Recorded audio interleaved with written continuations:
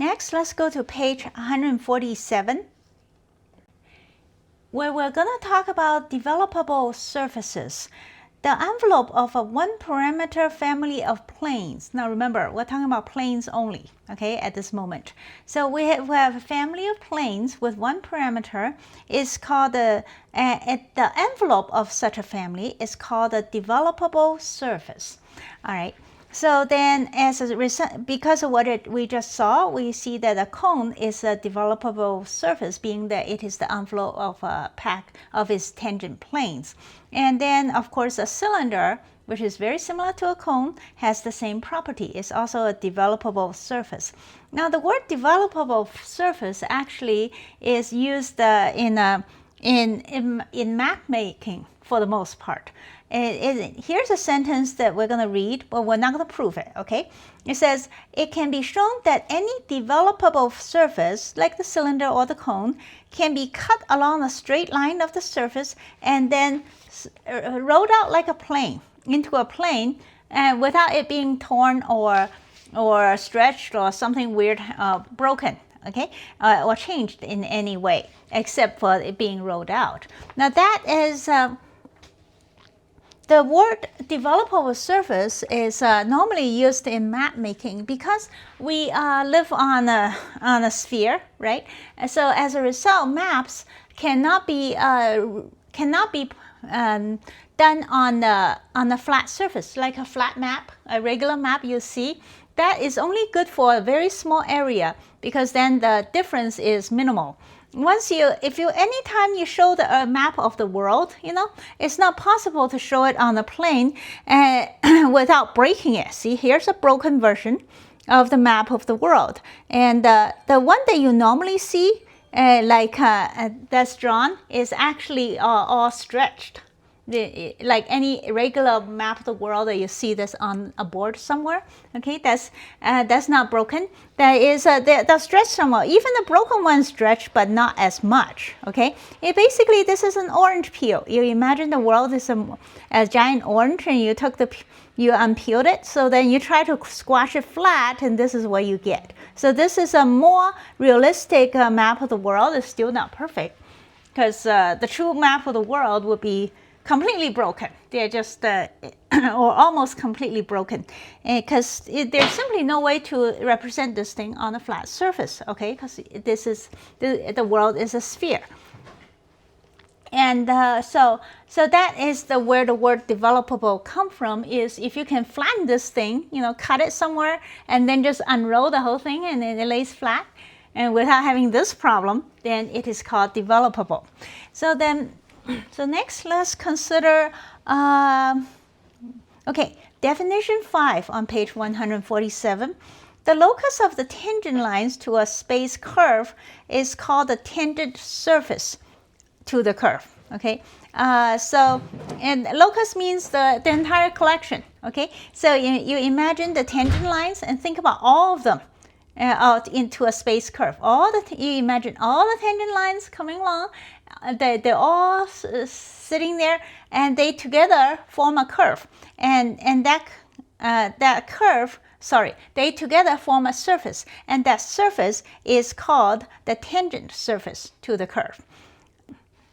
Okay, so let's look at an example. Okay, we have example A here, which is the twisted cubic. Okay, remember the twisted cubic from some time ago? It's a fairly simple representation. It's some kind of a space curve that's slightly twisted, not a lot. So the tangent has direction. Let's calculate the tangent. What was the tangent again? Let's review the formula for tangents from way back when. Okay, the tangent of a vector is x prime of s. Okay, and which is also can be represented as x prime of t. This is on page 90. But more important, so x prime basically is the tangent, okay, which equals to alpha. And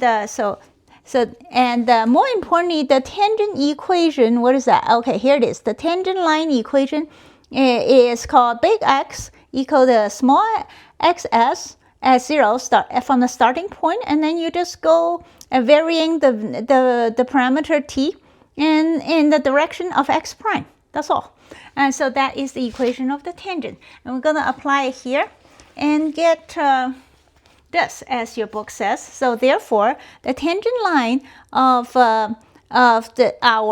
whatever curve is, right? And in this case, the twisted cubic, but generally speaking, the tangent line is this thing. Or this one. It doesn't matter if it's S or T. S is the arc length parameter. T is any old parameter. But either one, it works the same way because you're varying T here. So that, yeah, the only difference is x prime S equal to x prime T divided by the magnitude. But being that T is being changed anyway, so it doesn't make any difference. So either one works. So the point is, that's the tangent line, which I need to pull out the right book. So as a result, the tangent, as it says here, right, is in the direction of the tangent is the derivative of these three things, which is right here, which gives us the tangent line has these three equations. Okay, and then if we move these three let these three equations move, then it represents like yeah. So for each t0, we get a tangent line, right? And then so all of them together represent the tangent surface of the twisted cubic, which I have a picture for you. So again, the graph I'm plotting is there's the twisted cubic, which I have in there, and then there is the tangent surface. Now in the plotting, I turn T into V, okay, because Desmos only accept U and V as the double parameter. So the x1 will be V plus U, and x2 is V whatever, squared or something. Anyway, so that's what I have here. And as you can see, here is the collection of tangent surface right here. You can see this, okay? First, the red line, and that is the twisted cubic, okay? It looks like it always does. And when I put this in, then that blue-purple thing, well, I think it's purple, well, whatever color is, this thing showed up, see? And with the tangent surface right, with the twisted cubic right along the edge, there's a fold here, as you notice. And the graph doesn't go past the twisted cubic. At least I can't get it to go past it, okay? Doesn't matter how I vary for the U and V down here, see? I vary U and V, but it changes nothing. It just reaches the twisted cubic and suddenly turns around and turns into a fold. Otherwise, it doesn't. Everything looks good. Okay, and yeah. So I just want to show you that thing. And here's another angle of seeing this surface. And please feel free to do this yourself as well, and plot this, and then you can move it around and see what it looks like. See, it's pretty neat. The surface is a twist along with it, but it stops at the twisted cubic. It doesn't keep going. Well, anyway, that is, I think, well, it doesn't matter what I think. The point is, that's what this thing does, okay? That's what I got out of it, and I think it looks pretty neat. There's a very sharp fold right along the twisted cubic. Anyway, so that's all I want to say about that. All right, now before we continue, I want to do a quick review of some of the stuff from the past. First, what we already said today, okay, on page 91, where the tangent line for a curve S, let's say you have x of S, then which is S means its parameter is the arc length, okay? So the tangent line will be the initial point at S0 plus the parameter t times the derivative. That is, the derivative is of all three things, okay? That is x prime. That will give you the tangent line, which we have already mentioned, but I want to say that again because we'll have to do tangent line again in the next part. And next, we want to talk about the certain definitions. All right, okay, I am on page 95, okay? That is, I want to remind you what alpha, beta, and gamma is.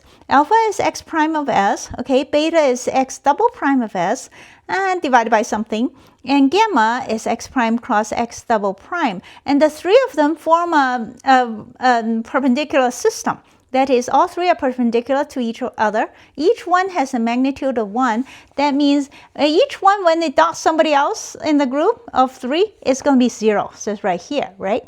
And then each one, if they were to dot themselves, will be equal to 1. And then they have this interesting relationship that each one is the cross product of the other two in some arrangement, okay, in a fixed arrangement. So so please remember that, and also remember what these things are.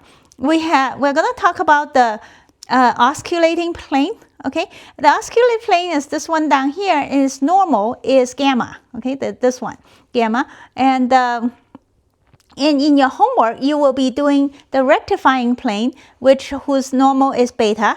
Okay, and also the normal plane whose normal is alpha. So remember that if you happen to not, if you don't think of it. And anyway, this is on page 95.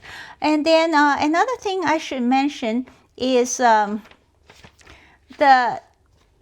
this is on page 98.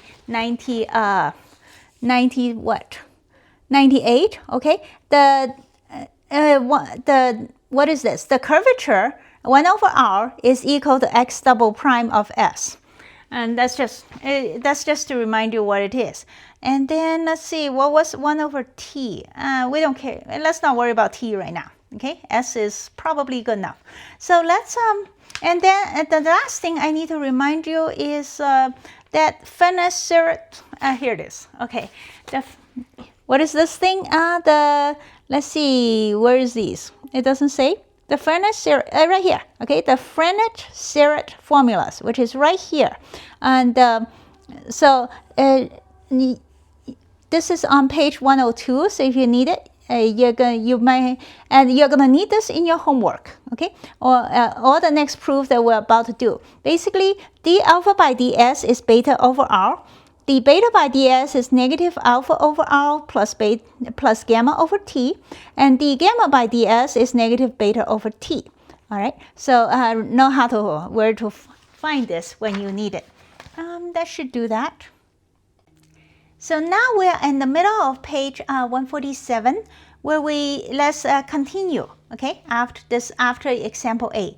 It says, we shall show that the envelope of the osculating planes of a given curve is the tangent surface to the curve. The book doesn't say tangent surface there, but that's what they mean, because the envelope is a surface. Okay, so it's not going to be tangents to some curve. Tangent is a line. It's the tangent surface, and the tangent surface is what we just defined a moment ago. The tangent surface is the entire collection of tangent lines along a space curve. It's called it forms a surface, and we call it the tangent surface. And now we're going to prove that the envelope of the osculating planes, okay, not the planes themselves, but the envelope. So we're going to find an envelope for the osculating planes of some curve, which we'll call x of s. Here's the curve. And we're going to prove that that is going to be the tangent surface in definition 5. All right, so let's do that. Now keep reading. The family of osculating planes as defined is going to be, as I mentioned, osculating planes normal is gamma, okay, as we saw a moment ago on, I think, page, I can't remember, either 95 or 102, one of those things. Anyway, I'll show you 95. It says 95. So, but anyway, so the dot product, the tangent plane, the plane equation for the osculating planes is this thing right here, okay, dot gamma. That's the definition of gamma, but we don't really care about that right now. And then we are gonna to calculate the family. Then we're gonna pull this trick, which is take the derivative with respect to the parameter. In this case, our parameter is s, okay, because this is the same as our function f, x1, x2, x3, and s, right? So we are going to take the derivative f4, which is derivative of this whole thing with respect back to s. And we're going to use the Fenner-Serret formulas that I just showed you on page 102. And so let's sit down and do that. Let's see, okay. Let's see, where's my, let's take the derivative. So I did it right here. Please do it yourself as well. And so we're going to take the derivative. Let's slap on the chain rule. No, sorry, product rule, like we always do. So this is the first item times derivative of the second. The Fenner-Serret formula says the derivative of gamma is negative beta over t. Okay, please check that yourself to be sure that I just showed you on page. This is on page 102. Didn't I say that somewhere? I don't see, yeah, right here, page 102, the Frenet formulas. And next, and then the second term times derivative of the first, the derivative of this thing is just negative x prime of s, because big X is does not depend on s, okay? Only small x depends on s. So then this is an x prime of s, which is alpha, okay? And then alpha dot gamma equal to 0. So we got rid of that one, and we only have to focus on this. And that means this thing dot beta equal to 0, all right? Because that disappeared, and this whole equation still goes to 0. So this thing dot beta equal to 0. However, we also know that this thing dot gamma equal to 0 because that's its definition. The osculating plane's normal is gamma, okay, as we have said here. So what does that mean?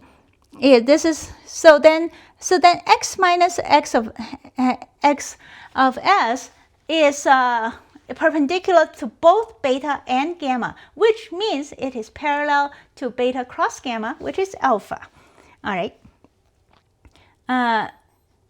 Which is what we wrote here, okay? Therefore, the x minus x of s is going to equal to some parameter times alpha, okay? Some scalar times alpha, being that they are perpendicular to both beta and gamma means they have to be parallel to beta cross gamma, which is what the book has right here.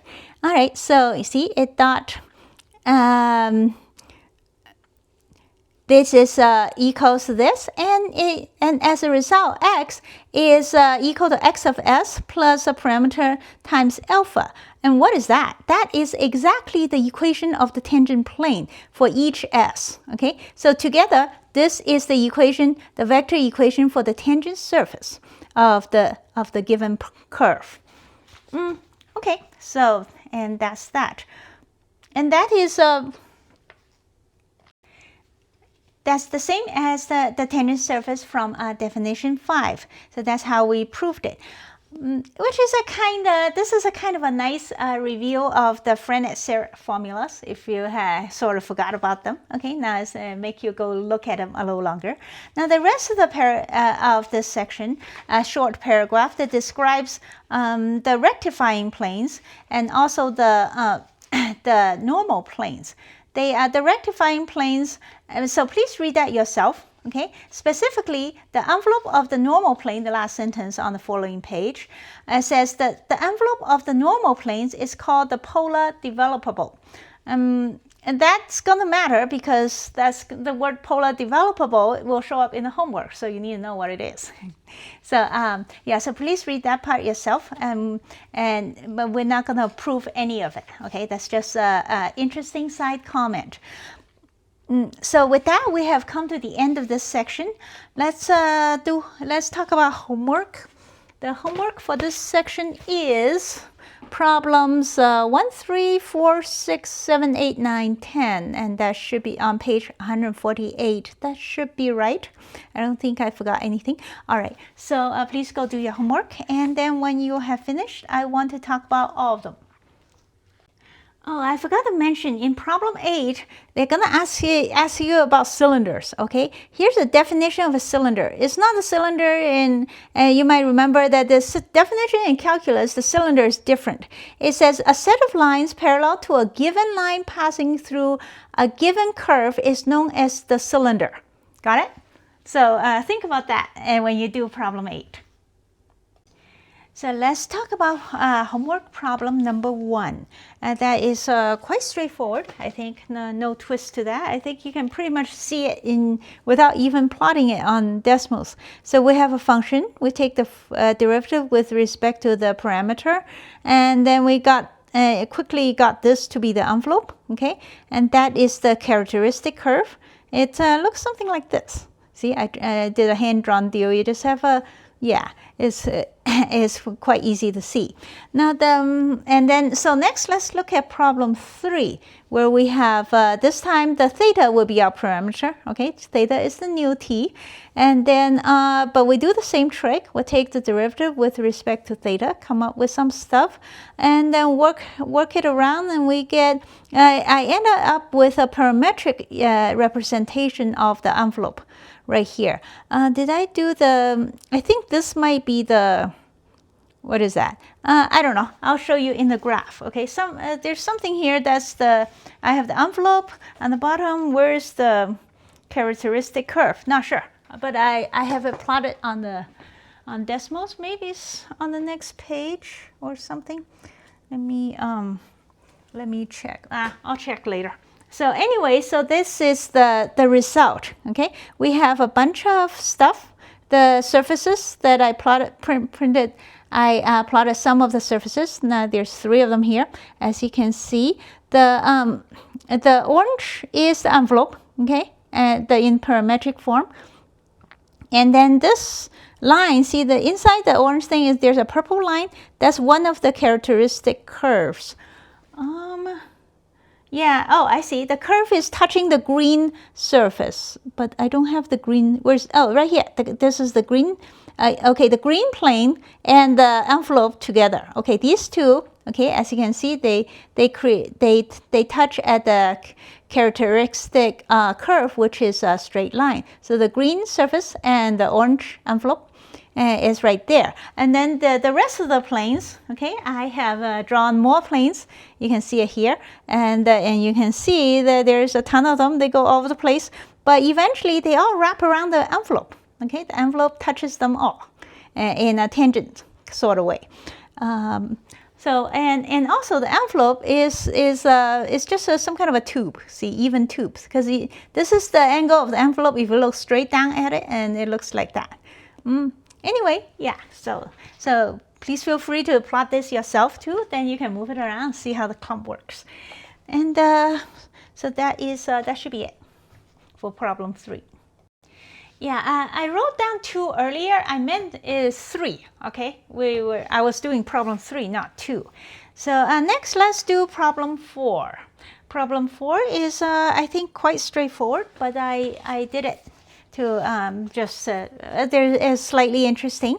We have partial derivative with respect to theta, and then solve the simultaneous equation, which gave me a bunch of parametric equations that I was able to use it to plot the graph. Okay, and then but the problem 4 has an answer at the back of the book, which doesn't include parametric equations. So to get rid of the u and v and just have x1, x2, and x3 instead, I used this particular identity, the trigonometric identity, that is cotangent squared minus cosecant squared is -1. Now, do you remember that? If not, you can Google it like I did. I knew there was a relationship, but I couldn't remember exactly how it went. But anyway, so there is the trigonometric relationship. When once you plug that in, and things kind of come out, and then you get this thing. Okay, that is the answer at the back of the book. And then this is the characteristic curve. Yeah, I think the back of the book might even wrote the curve slightly differently, but this is just as good. All right, so that's it. Except I did graph this thing as well in the Desmos calculator, and I want to show you. As you can see, these are the pack of planes. I graphed, I think, 6 of them or something, and you can see they turned themselves into a giant chunk of stuff. And but even then, you can see that they are forming that envelope, which is a cone. Okay, so here's this thing. I believe is this is my parametric representation of the cone, and then this thing is the characteristic curve of one of them. Okay, the one, I don't know which one. Maybe the green surface. Doesn't matter. The point is that is one of the characteristic surfaces that does work out. The benefit of graphing things in the Desmos calculator is gives you a much better feel of what the surfaces are doing, and it's also tremendous fun, right? To be able to graph all the stuff. I mean, imagine the author of the book, when he wrote this book, he never imagined that we would years later be able to graph all his stuff on the computer, and it looks awesome, right? And so it's totally cool to use Desmos for this kind of thing. Next, let's look at problem 6, which says that, let's see. Problem 6 says we need to find the equation of the rectifying developable of a curve. Okay, and then show that the given curve lies on it. Okay, That is an identical approach to, that is identical approach to the thing on the previous page right here. Okay, this stuff, and we're gonna do it almost identically to this. This is previous page, page 147, and so I just copy follow this model, okay, in doing this problem, doing this step, etc. So let me show you what I did. And 6 right here. All right, so then, so copying that stuff on page 147, we have the rectifying plane by definition on page 95 says that there is big X minus small x of s dot beta equal to 0, okay? And this is beta, but we don't really care what that means, because right now all we care about is to take the partial derivative with respect to s, because s is the parameter that we're taking the derivative with.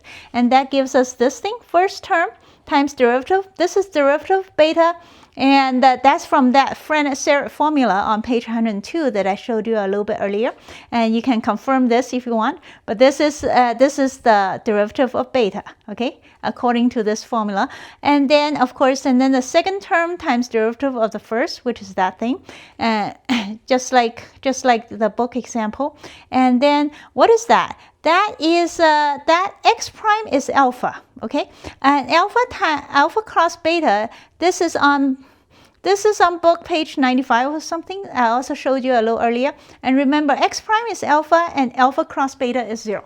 Okay, so that got rid of this part, so that it makes our life good.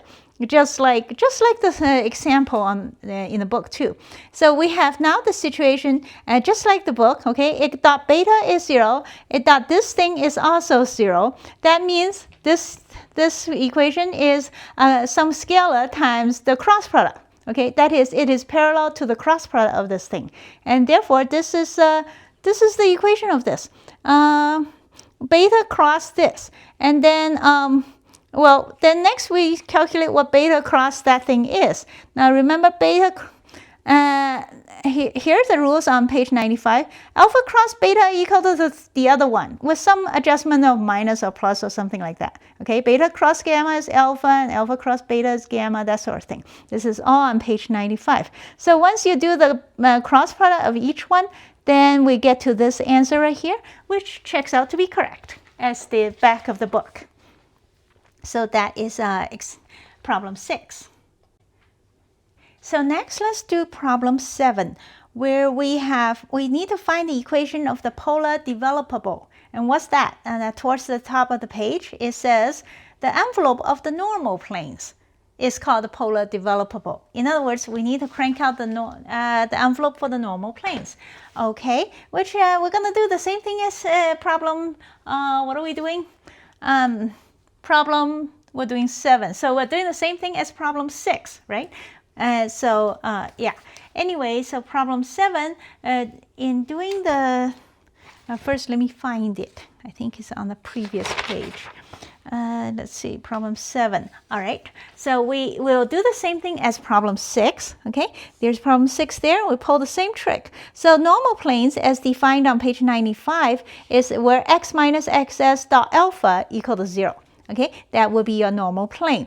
Now, so as the same trick, we'll take the partial derivative with respect to s, and then when we do of this equation right here, when we do, so the first term times derivative of the second, by the Fresnel formula, derivative of alpha is beta over r. Okay, that's you can check that yourself, and then plus the derivative of second times of the second term times derivative of the first, which is negative x prime.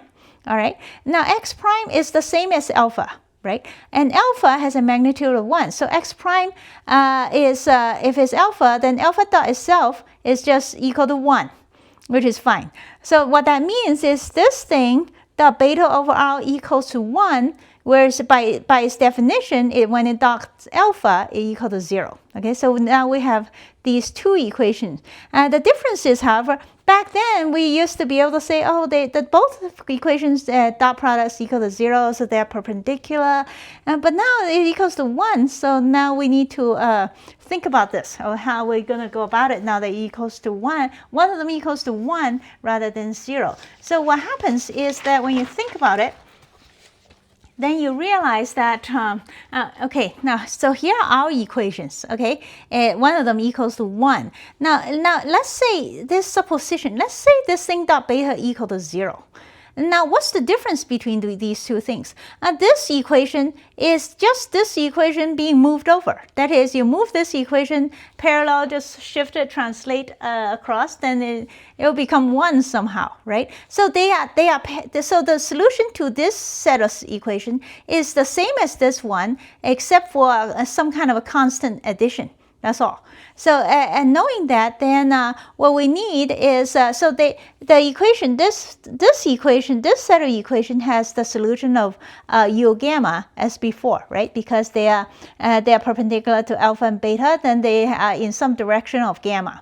And because gamma is perpendicular to both alpha and beta. Now, but this thing, it being the a plus 1, so it's going to be something like this, okay, plus some constant to make this equal to 1 and not 0. And then you can quickly notice that what are we adding? For this thing to be equal to 1, and while this is still 0, well, we need to, let's add our beta. Because if you do, then this works out, because then this dot beta over r, that is his first equation, is as you work it out, see, then e equal to 0 times beta dot beta is 1, and so on, that's equal to 1.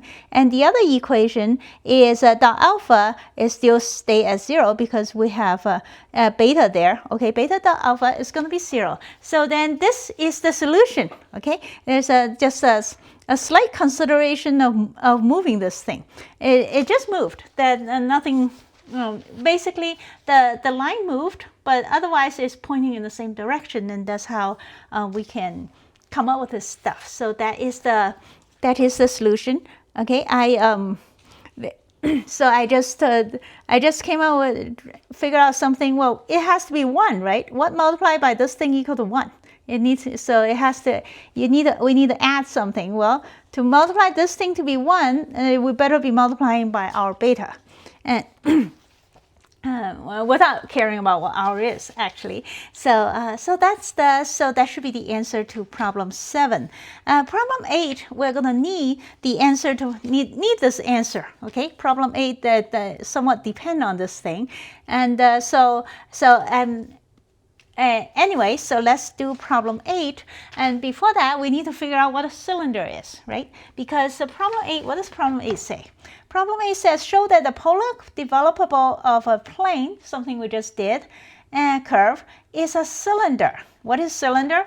The cylinder, as defined in calculus, is called, let's read this again, a set of lines parallel to a given line passing through a given curve. So we have a curve here in space, let's say, okay, and we have a set of line that passes through this thing, but curve, but all parallel somehow, okay, and that would be called a cylinder. It doesn't have to be perpendicular. A lot of times it is, but it only says you have a set of lines parallel to a given line. So we have a line here. So as long as this thing is all parallel to this guy, the model here, and it passed through your curve, then that's good enough. It's just that's all these lines together form something called a cylinder.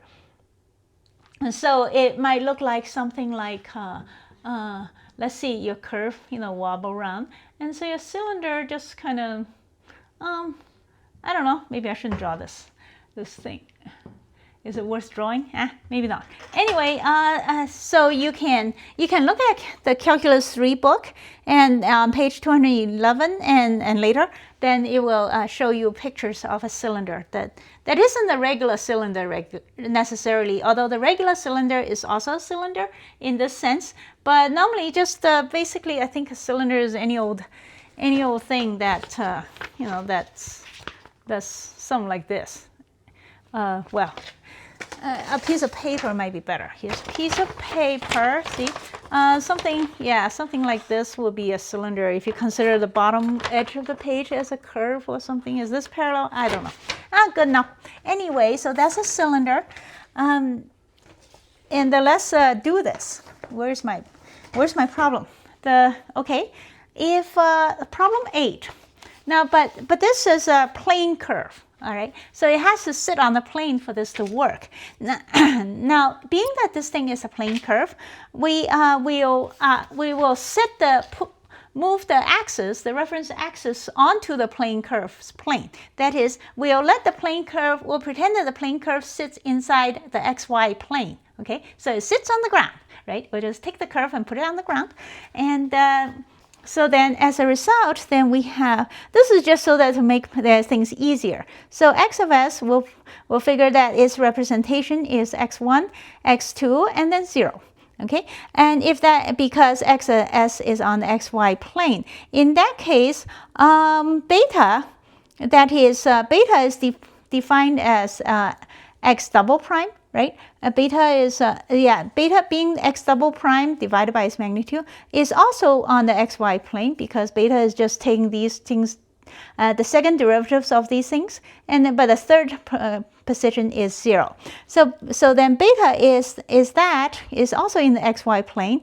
So well, alpha of course is in the xy plane also, is the first derivative, and that means gamma. If beta and alpha are both in the xy plane, then gamma is straight up. Right? Gamma is the same as k. That is, the exact value of gamma, it has to be 0, 0, 1. All right, so gamma is pointing straight up, so it's perpendicular.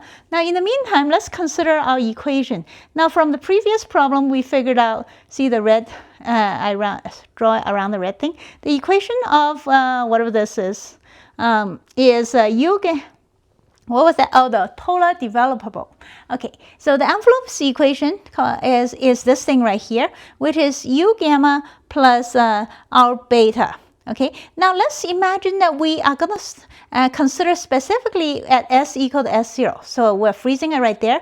And then so then our b is a constant value. So we have this. And the only thing that's moving here is u. Okay, as u increases, then x increases. And as you can see, if that is the case, then from this equation, then we get x minus x of s equals to this thing plus u gamma, which means that x is moving up and down this line in the direction of gamma. Okay, and then therefore, see, big X moves along u gamma, okay, by varying u. So the locus of x is vertical for each S0. Okay, each one is a vertical line, which means each one is parallel to gamma, and therefore it is by definition a cylinder. Another way of saying this is you can also say that you have 2 points, like, right, x2 minus big X, but x2 minus x1, if you were to do the subtraction, will be u2 minus u1 gamma. That is, the x's, they're always on each one is on the straight line. Okay, they just go up and down, and that's all they do. And then when you change to a different location, a different s, it does the same thing. Then you'll get any x of s, right? And then you'll go over to r beta, which is a fixed number for if s is fixed, and then the u changes, so then you go up and down this line again. So you have a whole, that's why this whole surface is a cylinder, and that's problem 8. I forgot to mention that the big reason that this is true is because x is a plane curve. So as a result, beta stays on the xy plane. Okay, beta is on the ground the whole time, right? It's not going anywhere, which means the x then has nothing to do except to just go up and down up and down the u gamma, the thing. Now next, let's look at problem 9. Problem 9 is the same as what we did in the first 5 problems or so, right? It's just we're giving a function, a family of parameters, curves, surfaces, and we're supposed to find the envelope. Okay, so we take the f4, partial derivative with respect to the parameter, right? And then we try to solve these equations and come up with some stuff. So which is what I have right here. Here's the function, and then I calculate f4, which then I can manipulate and maybe take one and becomes the next or whatever. And then after some quick manipulation, then I can come up with the, what is this? The parametric representation of the envelope. That is, if I let x1 equal to u, okay, then x2 is x1 and t, right? And then x3, we can go from this equation. This will be x3 after you plug it in and clean it up a little bit. So then these three things will be the parametric representation of the envelope, okay? And especially if to plot it in the calculator, we can just set t equal to v, because Desmos only like u and v, I think, for 2D. Okay, for one parameter it likes t. For two parameters it likes you to use u and v, I think, from my experience. So if you plug in v instead of t, okay, change t to v and plug it into the calculator, then you get the envelope. Which now this is the answer at the back of the book. Okay, now so I have both graphs plotted into the Desmos calculator, and I have shown that they are the same. So my answer is correct. Okay, as far as a parametric representation of the curve goes. So let me show you the. Here is, let's see, here is, okay, now here is the book's answer, right, which you have the x1 is x, xy is 2, x2 is y, and x3 is z. So if you plug that type, this is exactly the book's answer, and it looks like that, and the blue one is the parametric equation that I came up with, and it looks like that, okay, they look the same, and they really are, because when you plot the two of them together, if I can move this thing doesn't want to move. Give me a second here. All right, so once when I plot them together, you notice that there is a slight difference of the two graphs. That's why you see it's kind of part brown, part blue, that due to calculation decimal point differences.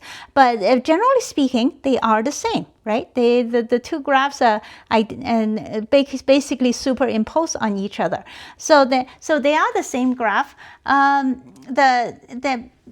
And by now, I can say that we're done, but I don't want to. I want to show you exactly how the book came up with that equation, which is not that simple, okay?